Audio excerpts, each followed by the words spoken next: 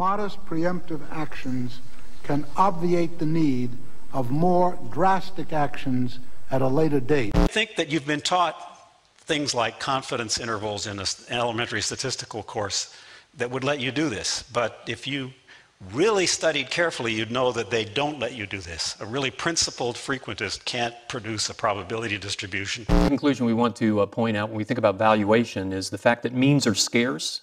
I alluded to this already, that as finite beings, we can't will our ends to be attained. Statistical description of the government's net of interest surplus. Deflation, they think that yields could drop to, say, less than 1% on the 10 years and less than 2% on the 30 years. That would effectively be a takeover of monetary policy by the Congress. Daunting, right?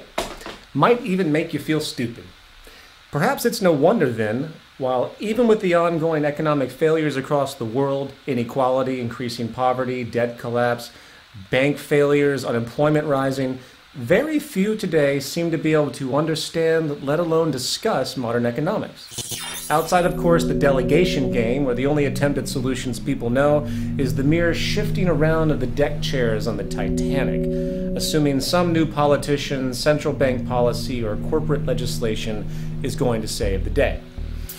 Well, some years back, after coming to the conclusion that our politicians, legislators, and established authorities just might be provably incompetent when it comes to the truly intelligent management of our society, I started to look for questions and answers on my own. Asking those questions about things that many today either seem to take for granted, ignore, or even worse, assume that they have no capacity or business investigating at all, since our credentialed authorities in control must be smarter, more informed. It's a sad staple of modern culture, you know, the old relax, turn on the TV, keep going into debt, and pump out a bunch of kids while you're at it. But most importantly, keep showing up at those jobs, which you have likely already fooled yourself into believing serve some legitimate social role. Remember, the 1% of the world that owns 40% of the planet's wealth did not get that way with you understanding how the world really works. Nevertheless, and such cynicism aside, I decided that I needed to start again, if you will, and ask some fundamental questions about stuff most simply have written off and forgotten. If you were to take a poll today of our species, asking what truly are the most fundamental questions that pertain to human survival and prosperity, such as, what really supports human life, how food grows, what energy is, what creates and reinforces good public health, what defines a useful or detrimental belief system, you can rest assured that the vast majority would have more concrete answers about baseball statistics, fashion trends, sitcom plots, and religious scriptures. Not to demean the cultural pleasures and creativity of expression that creates enjoyment in this life, but we have a distortion of priority that has proven incredibly detrimental to the future of our sustainability on this planet, where the majority, facing clear mounting problems, not only doesn't understand what the root of such problems really are, they don't even know what questions to ask. And today, there is no greater destructive ignorance at hand than the vastly delusional concept known as modern economics. And it is in this fundamental context that I found the most interest. So what is an economy? Where does its foundational premise come from? What are we relating to exactly? How is societal organization finding a benchmark for itself? Is there a benchmark? What are we doing? And why does the discussion of this subject appear to be so elitist in its vocabulary and orientation? Is it really that complicated? Well, I became so tired of being called ignorant of the subject by self-proclaimed experts I challenged, I decided to take it upon myself to read the entire macroeconomics curriculum of Harvard University from the undergraduate to the PhD level, along with all the staples of influence, F.A. Hayek, John Maynard Keynes, Ludwig von Mises. And I'll tell you what, I'm really glad I did, because I had some very poor judgments that needed correction. Not so much regarding my views about economics, but that life is short, and I wasted an enormous, unforgivable amount of time reading this outdated, overly intellectualized gibberish. Bob, would you take care of that, please? The fuse panel. Be careful, man, it's not grounded. As the following episode will detail, modern economics is not true economics at all. It's a mere ideological philosophy built upon a series of presuppositions that have been given the illusion of permanence. There is absolutely no relationship to the scientific integrity of our knowledge of the environment built into this model. The monetary market system of religious belief is at the core of the vast majority of ecological and social imbalance we see in the world today. Sadly, it is in the face of normality, so many look past it. We might begin to see that this principal notion and practice is truly a problem in society, and to me, it is at the heart of a culture in decline.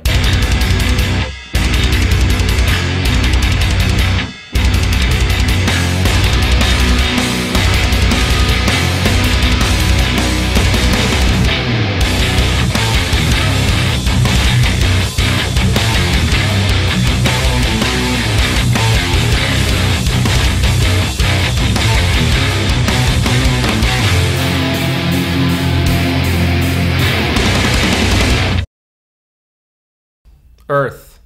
Curious little ball of rock, gas, and water, isn't it? Hard to believe this little bubble of chemical elements floating in space, basically powered by the sun, could give rise to our colorful yet rather troubling super monkey species. A species often appearing pretty serious in its interest to destroy its habitat. Though I should say, pretty serious in its interest to destroy itself. What is democracy? It's got something to do with young men killing each other, I believe. Excuse me a second. Bob, what the hell was that? The cutaway. It wasn't funny, it was just depressing. Couldn't you have found some guy shooting a bottle rocket out of his ass or something? I mean, you know what our demographic is and the point of this show, right? Okay, well, please. Anyway, perhaps our immaturity is just a phase, a tragically comedic rite of passage. No different than children that need to be burned by a hot stove in order to realize they shouldn't touch it, or what the physics behind it may be. Nevertheless, the history and characteristics of this little orb can be scientifically described with a good deal of accuracy. A couple billion years old now, a composite of gas and dust that resulted mostly from a large chemical reaction long ago, likely an exploding star or supernova. And over millions of years, this dust clustered into relatively big chunks of rock, a pronounced gravitational field emerged, our chemical elements were slowly reorganized, and conditions emerged to enable water and an atmosphere, which is what bred the first single-celled organisms. And so went the slow process of mutation into the very amusing circumstance we have today, us. Of course, you're free to believe whatever creation story you like, a rib from Adam, alien cross-pollination, primordial ooze. At the end of the day, the utility of such knowledge is quite small, and in fact, our little monkey brains might never have a complete picture of something so complex. Yet what we do know is that the universe is governed by laws, not moral or religious laws, but laws that were around long before we ever evolved a brain to understand them. Laws that very clearly point out that we either adapt to them and respect them, or we suffer the consequences. Such is the true face of God, the laws of nature.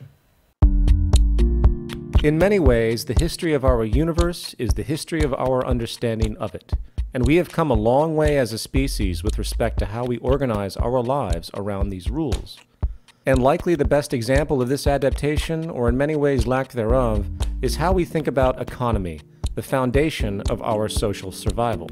Many thousands of years ago, our super monkey brethren began to discover how to engage nature. We went from being completely at the mercy of the habitat, gathering our food with some hunting, living and migrating around the natural seasonal regeneration, to an agricultural revolution, learning how to cultivate food, create ever-sophisticated tools to ease labor, and, in effect, learn how to mimic nature itself. In fact, this new awareness and ever-increasing understanding to harness the processes of nature to our advantage is what has led to the vast technological innovation we see today. If nature is doing something, odds are we can understand how through these dynamic scientific principles. From artificial intelligence today, which works to emulate actual neurological processes, to molecular engineering, which uses the atomic logic to manually recreate material objects, to those now ever-important blood-shifting erectile dysfunction drugs, which, if you've been watching TV recently, must be the most epidemic health crisis in the Western world today. Since this revolution, human society became less nomadic, slowly merging into cities, and systems of labor specialization began to rise, along with means for exchange. Barter is a common example. You need some eggs? Maybe give some firewood you chopped up in exchange for the dairy farmer's work. Yet, such practices became cumbersome and impractical after a while, so the idea of using some rare, fancy rocks, like gold and silver, as a medium of exchange eased these transactions through a system of pricing goods in terms of their relative value.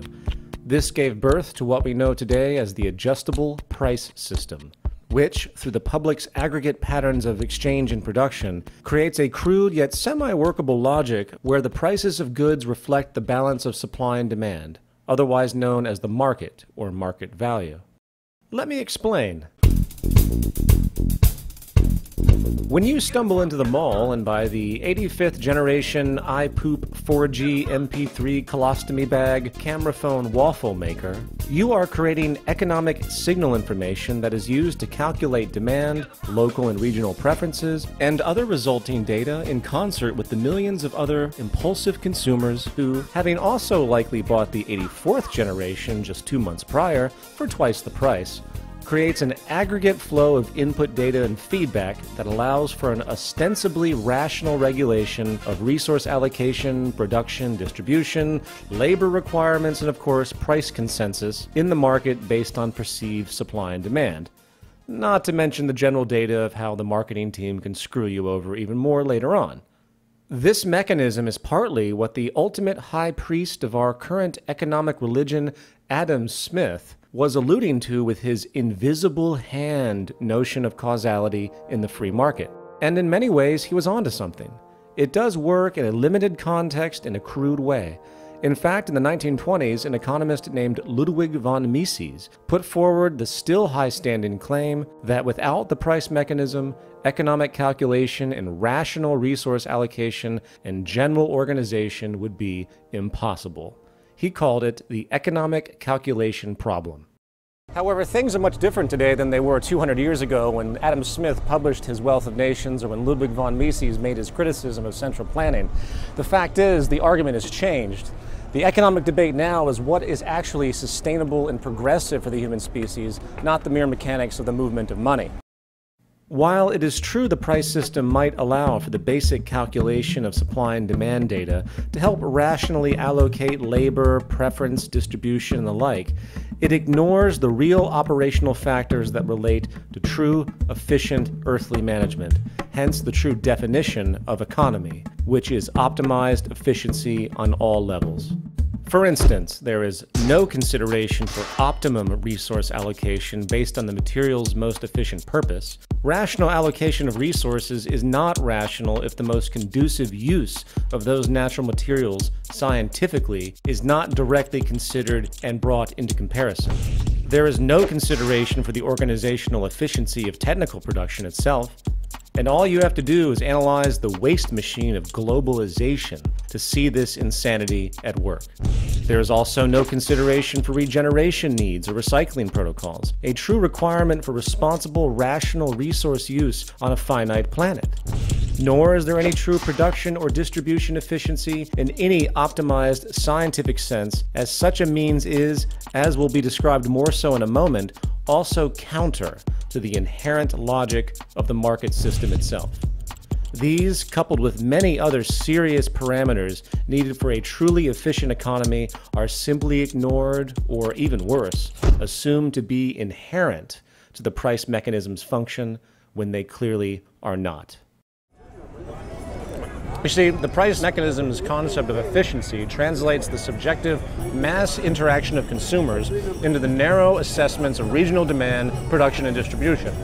It has nothing to do with how or why the methods of industry are what they are. Such factors are left up to the whim of the producers. operating for profit alone, completely decoupling from the natural regulation of scientific principles of sustainability. Oh man. You see, at the core of the economic calculation problem is really the argument that we are completely irrational, that we can't possibly be organized in a way that is structurally efficient. We're too insane, essentially. Therefore, we have to have a general economic anarchy to organize our society, and there's no other way around it.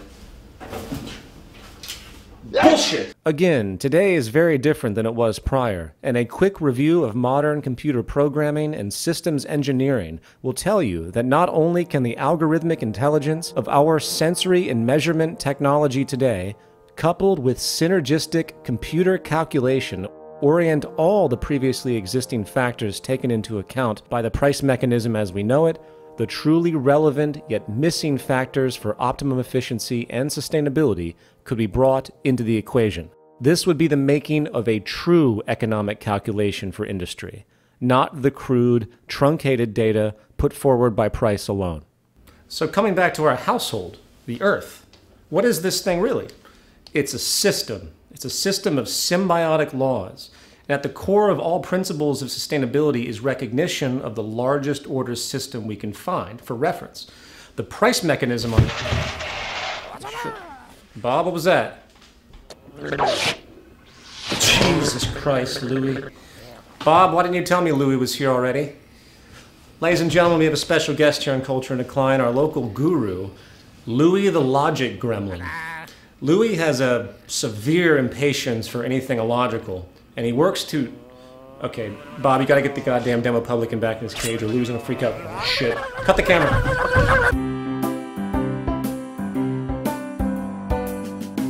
Sorry about that, ladies and gentlemen. As I mentioned, Louis here gets a little frustrated when it comes to anything illogical, and the demo publican is sort of his mortal enemy. Anyway, Louis, since we have you here, I want to ask you a few questions. Is the free market actually a good basis for sustainability for the human species? Okay,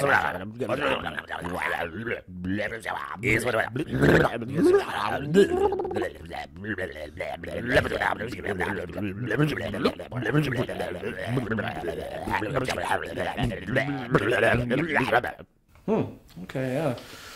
Well, what about infinite wants and human needs? How do we calculate such complexity?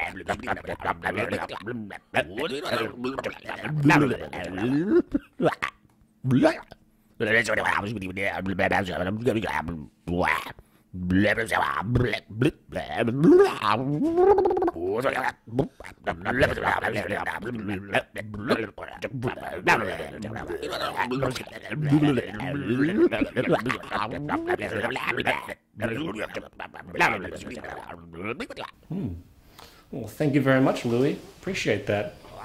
Well, there you have it, folks. However, logic aside, opinions about our economic system range dramatically. So to gain some public consensus on the issue, we now go live to our New York Culture and Decline correspondent, Big Scotty D, who's live on Wall Street. Thank you, Peter. This is Scotty D in front of the New York Stock Exchange. Today we're here in New York City just to try to talk to some people on the street and find out a little bit about what's going on in the world perception of economics. Culture and Decline, man on the street. So do you want to talk about the economy? Would you like to talk about the economy? Would you like to talk about the economy? I really suck at this, but I don't think people want to talk about the economy either. I just walked to my supermarket. He told me you can do that here. Oh. However, there was one guy who was willing to talk to me. What do you feel is the definition of economics? Standing here in front of Wall Street, I'm just curious, what do you think economics is? Well, I would say that economics is really it's just based on money, the things that go on from over here by Wall Street. It's just money that makes the system, generate throughout New York City or wherever in the world. But it's just mainly a money thing which make the world go around. I know what you're thinking. You're thinking, what is this guy talking about? But in reality, he probably knows as much about economics as I know about interviewing people on the street. And it seems like most of us really don't know what the economy is all about anyway. Back to you, Peter. Man on the street. Is it me, or have you noticed that there is more for sale in the world than ever before? And I'm not referring to goods in your local store. Today, the market rationale is that everything is for sale and nothing is sacred. Need some cash? Why don't you rent out your forehead to commercial advertising? Or better yet, why don't you buy the life insurance policy of your elderly neighbor, and when she dies, you can get a nice payout. Yup, it's legal. Or maybe it's the little things that make you happy. So rather than put that blow-up doll in your car to use the carpool lane, just buy it like you can in Minneapolis. Or maybe you have an itch to slaughter that endangered black rhino in Africa. Well, you can. Costs you about $150,000, but hey, it's there. $150, boy, I can't wait to eat that rhino. Or more seriously, maybe your kids are not excelling well at school. Well, the market has a solution. Pay them. Pay them to read and get good grades, like they do in Dallas, Texas. But perhaps that's overkill, because by the time they hit college age, most prestigious universities will look the other way for admission once a nice hefty donation is made for that new library wing. Want to serve your country but are tired of all those pesky UN war rules and poor pay? Just join the growing legion of private military contractors who are slowly replacing the US military in general. Or how about love? Need a date but don't want to wade through all the fog? Women will now go on dates with the highest bidder on some dating sites. Forget chatting, just fork out a couple $100 to entice the woman of your choice to allow you to pay for her dinner. I'm sure it will be a long-lasting relationship. Or perhaps most important, does your business need a law passed to secure profits? Well, just hire a lobbyist to influence Congress. As the prior episode of Culture in Decline denoted, there is nothing in the political and legal spectrum that is not clearly for sale. In fact, why do you think the court system allows most offenses to be cleared with monetary fines? But even if you do something really bad and you're stuck in jail, don't fret, because in some cases you can pay about $80 a night for a nice upgrade to a clean, quiet jail cell in the nice area of the prison. You name it, you can buy it, and nothing is sacred. 143 years after the passage of the 13th Amendment to the U.S. Constitution and 60 years after Article 4 of the UN's Universal Declaration of Human Rights banned slavery and the slave trade worldwide, there are today more slaves than any time in human history, trafficking about 30 million for various profit schemes. But what about ethics, you might ask? Well, what about it? Ethics and morality continue to be redefined by the economic ethos of the day, and when a Wall Street trader makes millions of dollars betting against the currency and hence prosperity of another country, I can assure you he is sleeping like a baby at night. And why shouldn't he? He is simply doing what is rewarded and reinforced by the economic system at large. You see, the market's inherent psychology has nothing to do with anything except its own perpetuation. When you hear politicians tell you that they are invading some poor country to bring freedom and democracy, you need to understand what those words really imply. The freedom they bring is market freedom, and the democracy they bring is the democracy of purchasing power. The freedom of using money for influence, the freedom to, in fact, restrict the freedom of others. However, let's get back to this technical stuff. Putting aside the distortion of market rationale that now puts everything for sale, putting aside the false premise that the price mechanism actually properly calculates the true attributes of a sustainable and efficient economic practice, and putting aside the basic value system disorder radiating out of the overall basis of unfolding, let's now take a little quiz. Welcome to Modern Economics 101. Question 1. If you lived on a planet with finite resources and an expanding population, would you encourage an economy based on the need for growth and consumption to keep everything going? Correct answer? No. The fact that our economy literally requires constant consumption and growth to keep GDP afloat and people employed is the hallmark of not an economy, but an anti-economy. Question 2. If you were a producer, would you make goods to be as durable and adaptable as possible given the finite nature of resources and an interest to maximize labor productivity? Answer: yes. Today, it's the opposite, and not only are all goods inferior the moment they are made due to the cost efficiency needs for corporations to remain competitive, most companies also engage in what is called planned obsolescence, which deliberately reduces good quality to encourage repeat purchases for more profit. Question 3. If you were a socioeconomic planner, would you encourage everyone to buy one of everything, hoarding that personal property protectively, even though many goods are used infrequently? Answer: no, that would be inefficient. The reality that goods are only as relevant as their use would be realized, and hence a system of shared access, not blind, restrictive, universal ownership, would be the most rational manner of unfolding. Question 4. What about incentive? Would you push a cutthroat, competitive environment where everyone is out for themselves or their little group? Correct answer: no. Knowing what we know today about the competitive mentality and how it creates abuse, along with the reality that collaboration and the sharing of information is truly the driver of progress on the social level, competition would be seen as the most limiting of arrangements as a philosophical practice. And question 5. What would be the basis for reward today?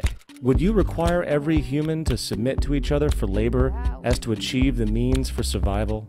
No, that would be crude and counterproductive given the state of technology. Modern technical capacity has the ability to increase productivity beyond anything known in human history, not to mention secure more safety and efficiency in general. To push human labor for income in the face of this tool for vast improvement is just absurd. Final thoughts.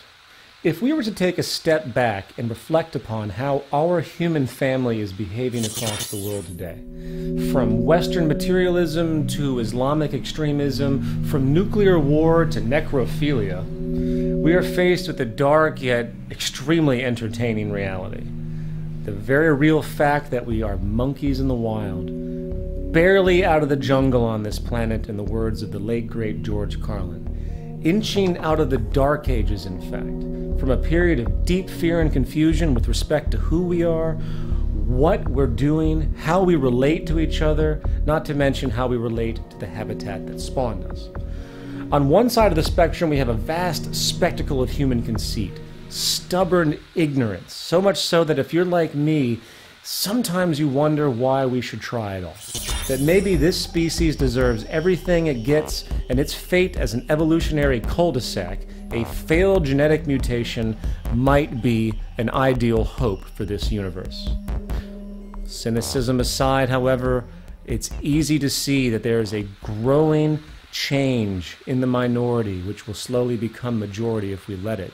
An awakening is happening, an awakening where people have stopped imposing their traditional ideals and various ideological baggage on the world and instead are starting to listening to what the tools of our ingenuity has afforded us, listening to the message of nature itself. And if there is any context which needs a serious intervention with respect to the natural laws that govern us, if there is any context where we need to simply pay attention, prepared to drop all of our prior assumptions and change accordingly, it is in the economic context. Economics is not just some arbitrary abstraction for processing and distributing resources. It is an underlying value molder that programs us into modes of behavior that extend into all areas of our psychology. It is the active global religion, whether people like it or not. And for those of us that wish to see reason triumph over dogma, we have a long, long road ahead. Advocates of the free market model of economics will tell you that there is no other system possible to calculate society, that the competitive basis is the only way to incentivize our primitive culture, They will tell you that reduced economic interference of government is the key to preserving the true integrity of the market economy and also preserve our so-called liberty, which they say would be quickly corrupted, as tyranny and oppression must occur if any type of collaborative, designed economic practice was applied. They talk of the true free market, a utopian ideal that claims the invisible hand, if allowed to run without interference, would alleviate the poverty, deprivation, abuse, corruption, conflict, and inefficiency so common in the world today. Well, as with all religions, delusion is common. Because today the market is actually more free than ever, with the state being nothing more than a parent corporation working to assist its commercial subsidiaries which support it. Everything is for sale and no one is accountable. All natural laws and physical realities that would comprise the basis for true technical, earthly efficiency and awareness and reasoning that, if allowed, could literally transform the world into a place of vast abundance and prosperity never before seen, have been buried and dismissed, only to be overshadowed by a certain kind of efficiency, market efficiency, an efficiency that tracks money and money alone, an efficiency that is literally decoupled from everything that supports and secures life itself, an efficiency that is circular in its reasoning as it has no recognition of the physical laws of nature. The laws of nature, which are in fact the only real true government and regulatory system that has or will ever exist. But then again, who is to say it matters? Maybe we should all just take it in stride. Maybe this reality show of humankind, this satirical, tragic parody of itself, to be sure, doing all it knows, maybe this is the way it is, and our brains, our genes are messed up, and we're just waiting for the final laugh track when Spaceship Earth slams into that psychological brick wall. I guess time will tell. And until then, sit back, grab some popcorn, and keep watching the greatest reality show of all time. And until next time, I'm Peter Joseph, an agent and victim of a culture in decline.